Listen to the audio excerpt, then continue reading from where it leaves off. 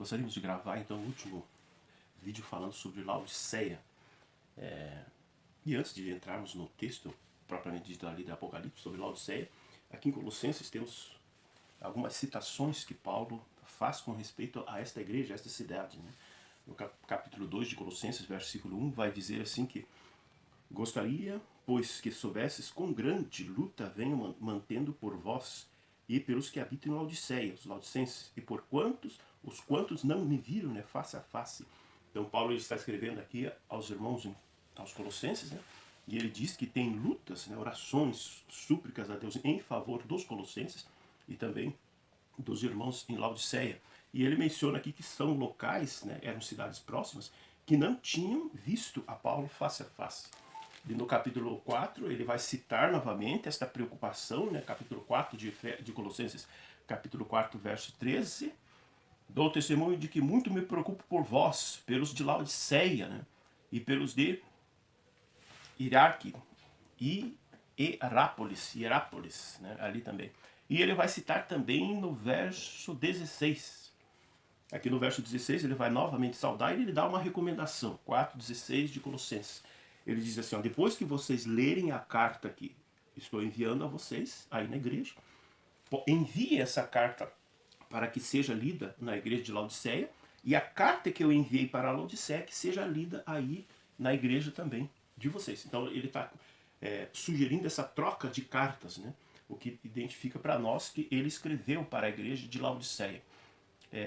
E as características então de Laodiceia no período que Paulo está escrevendo se assemelhavam aqui às dos colossenses, né? Porque as cartas poderiam ser trocadas, os conselhos ali eram de âmbitos gerais, não era algo tão específico como aconteceu, por exemplo, com os Gálatas. Paulo está escrevendo aqui, então, características normais de uma igreja. 40 anos depois vem a mensagem de João aqui em Apocalipse. Né? Eu vou ler, depois faço algumas considerações nesta parte central aqui da mensagem, que ele vai dizer assim: conheço as tuas obras, não és frio nem morno, mas não és frio nem quente, mas és morno. Depois no verso 16, 3,16 de Apocalipse. Assim porque és morno, estou a ponto de vomitar de minha boca. Depois no verso 17 ele vai trazer uma descrição, um relato, né? Um diagnóstico que a própria igreja faz de si mesmo. Estou rico e abastado, e não preciso de coisa alguma. E depois ele vai apresentar o diagnóstico divino. Não sabes que és infeliz, sim, miserável, pobre, cego e nu. Ele vai, no verso 18, trazer um conselho. Aconselho-te que de mim compres ouro refinado no fogo, para te enriqueceres, vestiduras brancas para te vestires, a fim de que não seja manifesta a vergonha de tua nudez, e colírio para ungires os teus olhos, a fim de que vejas. E o verso 19, né? Eu repreendo e disciplino a quanto amo. Sê, pois, zeloso e arrepende-te. Então, vamos meditar nessas palavras aqui apresentadas. Aqui no verso, aqui no conteúdo da carta, tem uma parte do conselho, né, que ele diz assim, que aconselho que de mim compres com essa palavra, né? Deus aqui ele se passa como um vendedor que tem algo a apresentar a essa igreja. Quando nós pensamos assim em vendedor, existe duas características assim que a gente tem que pensar. Quando a gente pensa assim na compra, né? Compre algo, que o texto ele vem trazendo. Nós estamos vivendo um tempo de pandemia, onde é mais comum a pessoa comprar pela internet. Então, ou sempre foi comum assim pedir algum tipo de refeição, uma pizza, alguma coisa. Mas você faz a tua compra e então alguém bate à frente da sua casa, ou toca a campainha, o interfone, de alguma maneira a pessoa chama a tua atenção. E daí, quando você observa, aí vem a informação de quem está te chamando, as pessoas se alegram bastante quando é o rapaz da entrega, aquele que vai fazer a entrega de um produto que você já comprou, que você escolheu, você viu o catálogo, você seja ele o que for, seja ele do gênero de alimentação, de vestuário, de diversão, mas você viu aquele produto no catálogo, você escolheu, você comprou e fica ali acompanhando com ansiedade o momento da entrega. Então, quando este rapaz da entrega, este homem que entrega aquilo que você pediu, se apresenta na frente da sua casa, isso te traz alegria. E existe alguém que vai bater, vai tocar a campainha, vai interfonar, vai chamar a tua atenção para que você observe que à frente da casa tem alguém e às vezes é um vendedor. Quando surge um vendedor, passa a ser um pequeno mistério. O que a pessoa está vendendo? E quando se identifica, né, muitas vezes o vendedor é carregado como uma imagem assim, de alguém desagradável, alguém que você não gostaria de receber, de dialogar, de conversar, alguém que você não se interessa pelos produtos que ele tenha a oferecer. Geralmente o vendedor é carregado com estas características na mente da pessoa. E algumas pessoas eles olham para Deus como se Deus fosse o rapaz da entrega, o homem da entrega. As pessoas se atraem muito por isso, né? Eu peço uma bênção e Deus vem e entrega. Eu oro e Deus vem e entrega. Então esses posts nas redes sociais que falam sobre isso, a tua bênção vai chegar. Surge centenas de pessoas ali com amém, amém, amém, amém. Porque isso é uma coisa que agrada ao ser humano. Ele tratar a Deus como o homem da entrega. Eu escolho a bênção, eu escolho a maneira, eu escolho o dia, eu escolho tudo. E Deus só me entrega. Só que neste texto Deus não se apresenta como o homem de entrega, mas alguém que tem algo, um vendedor, né, que olha, ele consegue identificar que na sua própria avaliação você vai desprezar o produto que ele tem. Por quê? Ele diz assim, a avaliação que ele percebe que Laodiceia faz de si mesmo é: rico sou e de nada tenho falta. Né? Já é desafiador, o vendedor chega e alguém que deveria comprar o seu produto tem esta visão: rico sou, de nada tenho falta. Significa que independente do que você esteja querendo me apresentar, eu não preciso, porque de nada eu tenho falta. Mas este vendedor, ele apresenta uma avaliação dele mesmo, né? Que é mais fiel, é extremamente fiel à realidade. Ele diz assim: tu és infeliz, miserável, pobre, cego e nu. Então, ele faz esta avaliação: infeliz, miserável, pobre, cego e nu. Quando a gente considera essa avaliação que Jesus faz de Laodiceia, devemos pensar nela de baixo para cima. Lá em cima ele coloca infeliz, miserável, pobre, cego e nu. Para a gente compreender essa mensagem, a gente olha de baixo para cima. Então ele começa lá embaixo dizendo: tu és nu. Quando a palavra de Deus fala nessa nudez, espiritualmente falando, ela quer carregar nossa mente novamente lá a Gênesis. Então ele quer levar nossa mente a pensarmos lá em Gênesis, no início, naquele momento que o pecado ele se introduz no mundo através da desobediência de Adão e Eva. Deus ele vem se aproximando conforme era o seu costume do jardim. Eles percebem a presença de Deus e fogem. Deus vai questionar: Adão, onde estás? O que está escondido? Daí ele vai dizer, né, ouvi os teus passos que se aproximavam, me escondi porque estava nu.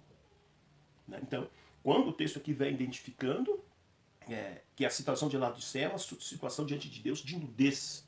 O que isso quer nos trazer, esta mensagem aqui?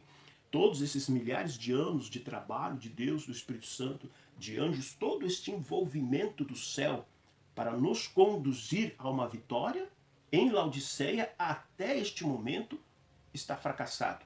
Porque a nudez caracterizou Adão, que fez com que ele fugisse da presença de Deus, ainda existe em Laodiceia. Ainda Deus olha e vê a nudez. És nu. Daí de baixo para cima, a próxima avaliação é: tu és cego. Veja, a cegueira de Laodiceia coloca ela num papel de inferioridade, um papel pior do que o papel de Adão e Eva. Porque Adão e Eva tinham a capacidade de perceber sua própria nudez, a sua incapacidade de estar na presença de Deus, então fugiram.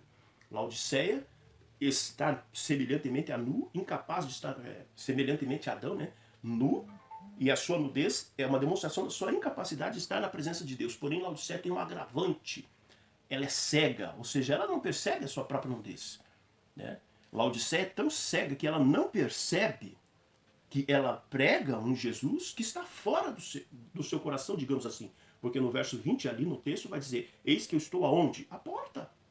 A cegueira de Laodiceia não permite ela perceber o seu estado, está nu, e nem que Deus, Jesus, não está ali com ela, porque está fora do seu coração, tentando chamar-lhe a atenção para que abra espaço para que ele entre em sua vida. Depois o texto vai dizer assim que tu és pobre. Né? Em Mateus, no capítulo 6, 19, no 20, Jesus vai dizer assim que devemos acumular tesouros no céu. Devemos acumular tesouros no céu. Né? E aqui, quando ele vem identificando: tu és pobre, ele está dizendo assim, você não tem nada no céu. João ele vai dizer assim, o mundo passa e a sua concupiscência. Aqueles que esperam no Senhor permanecem para sempre. Quando a gente junta essas informações, Jesus ele está dizendo aqui a Laodiceia, quando diz você é pobre. Quando ele disse em Mateus 6,19, quando ele disse que devemos acumular tesouros no céu, ele está dizendo que Laodiceia não fez essa economia celestial. Laodiceia não fez isso. Ela é pobre.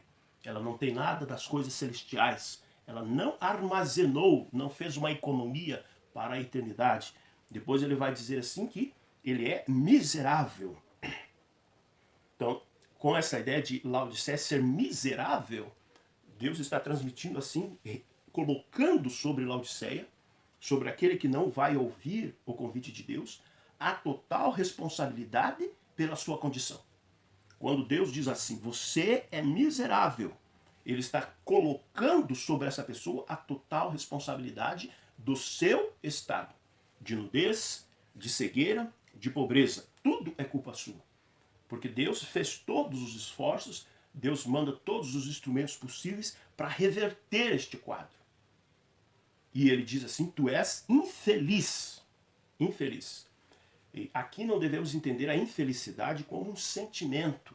Porque se sentimento fosse, Laodiceia ia perceber, né? Porque aquele que está infeliz, enquanto pensarmos no sentimento feliz, infeliz, a pessoa sabe. Você olha, a pessoa vai manifestar no seu olhar, na sua maneira, que ele está feliz ou está infeliz, no seu comportamento. Então, alguém que convive com alguém, ele consegue perceber essas alterações de humor quando se trata de felicidade ou não, ligada ao humor, à sensação que a pessoa tem. Mas aqui ele está falando de algo sim, extremamente mais grave. Quando ele fala assim, tu és infeliz. Seria, assim, de longe podemos comparar, vamos dizer, se você tivesse a informação através de um diagnóstico que uma pessoa tem câncer. E a pessoa ainda não sabe. Então a pessoa entra na sua presença rindo e você tem que transmitir essa informação.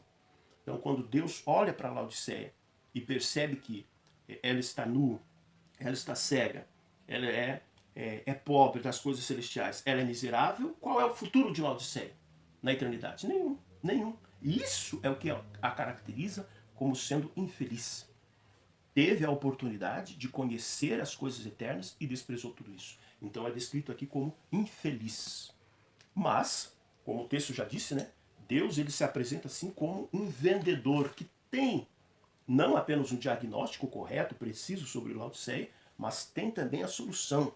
Ele vai dizer assim, compre de mim. E ele apresenta os seus produtos. Né? O que ele teria para vender a Laodiceia? Ele diz, ouro refinado no fogo. O que é ouro refinado no fogo? É a fé, que passa pelas dificuldades, mas a pessoa não abandona o lado de Deus. Isso faz com que a pessoa, esta fé, ela seja assim, fortalece a pessoa e a capacita para outras dificuldades e provações que possam vir sobre a vida da pessoa. Então o que Deus está nos convidando aqui? Trilhemos o caminho dele, apesar das dificuldades que surgem neste caminho. A gente não pode, a cada dificuldade, a gente pega um atalho. Né? Sabe que o que Deus pede para fazer é desta maneira, caminhe por esta maneira, desta maneira. E cada dificuldade a gente cria desculpas e faz de uma maneira diferente. Então, Deus nos faz este convite, né? Desenvolva uma fé como o ouro que é purificado no fogo.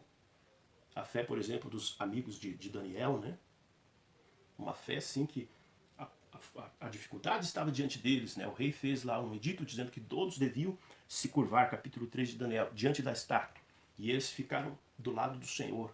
E tiveram a alegria de, por alguns instantes, estar caminhando dentro da fornalha, conversando, e Jesus ali ao lado deles. Então, quando eles passassem por uma outra dificuldade, o que ia vir na mente deles? A fornalha. Se Deus caminhou ao nosso lado naquele momento, Ele não vai nos abandonar. E é isso que Jesus está convidando a pessoa a desenvolver esse tipo de fé. Ele diz mais, vestes brancas, que é símbolo da justiça de Cristo, né?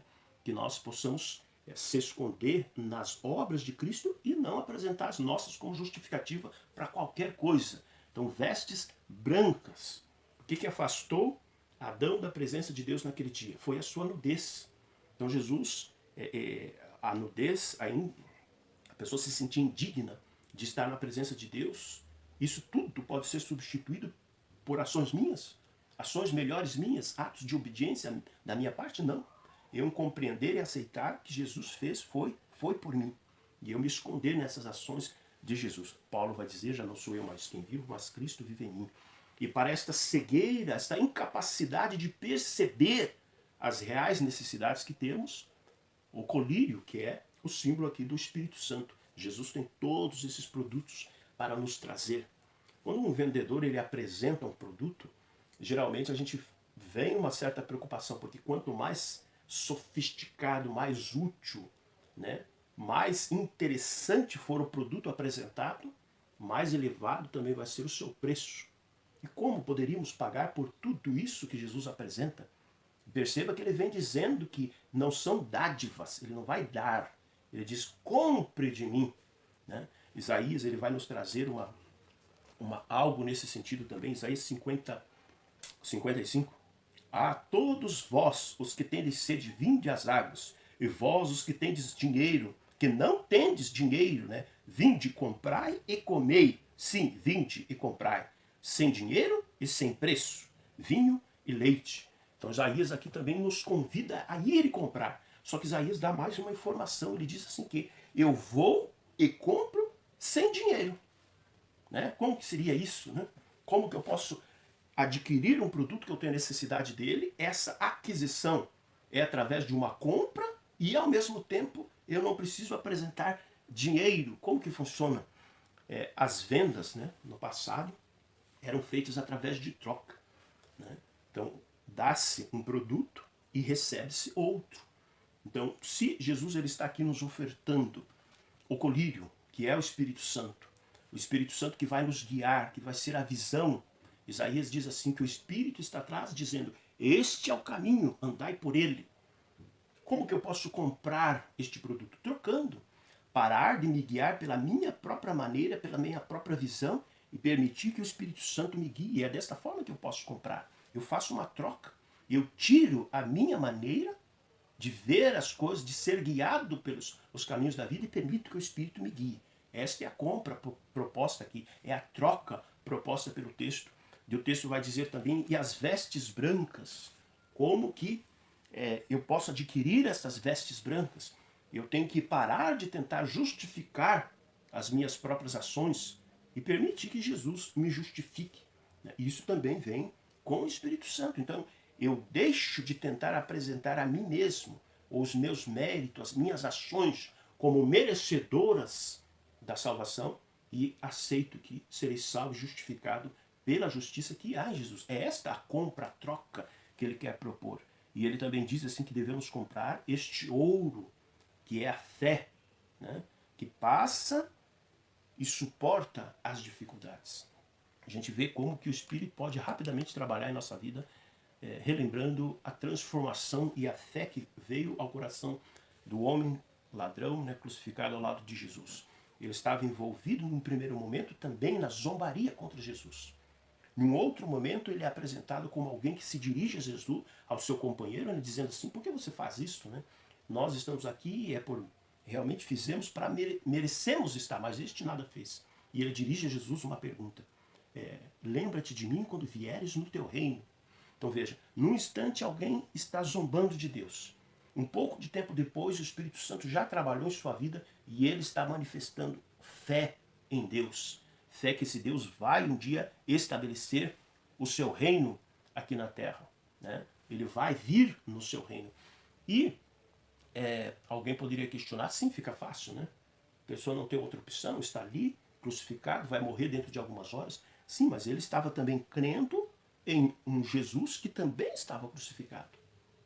Ele estava crendo num Jesus que estava pendurado nu sobre uma cruz, sangrando, né? Foi humilhado de todas as maneiras, mas o Espírito Santo conseguiu trabalhar na mente deste homem, primeiro, para ele parar de ter um posicionamento de zombar de Jesus, e segundo, de ele crer que este Jesus era o prometido Messias que viria para resgatar, né?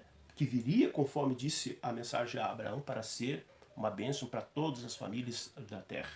Então que nós possamos desenvolver também a fé, que nós possamos trocar a nossa maneira de ver, a nossa maneira de querer que as coisas aconteçam por uma maneira totalmente conduzida pelo Espírito Santo. A compra proposta ali por Jesus significa isso. Deixar de lado as minhas escolhas, as minhas maneiras, as minhas ações e permitir que a vontade de Deus aconteça, né, em minha vida. Que isso possa ser a nossa realidade. Para alguns de Laodiceia, isto vai ser uma realidade. Para outros, não. Porque a profecia vai visualizar a mesma Laodiceia em outro momento pregando o evangelho eterno. Né? Que nós possamos participar desta Laodiceia, que deixa de ser esta igreja assim, sem a presença de Deus, agora recepciona em sua vida a Deus e é conduzida pelo Espírito Santo e reaparece, né, em outras profecias do Apocalipse, como capítulo 14 e capítulo 18, como uma voz que clama no meio do céu, convidando ainda pessoas para temerem a Deus, guardar os seus mandamentos, porque está chegando a hora do juízo. Que possamos ser esta Laodiceia transformada, né, pelo Espírito de Deus. Amém.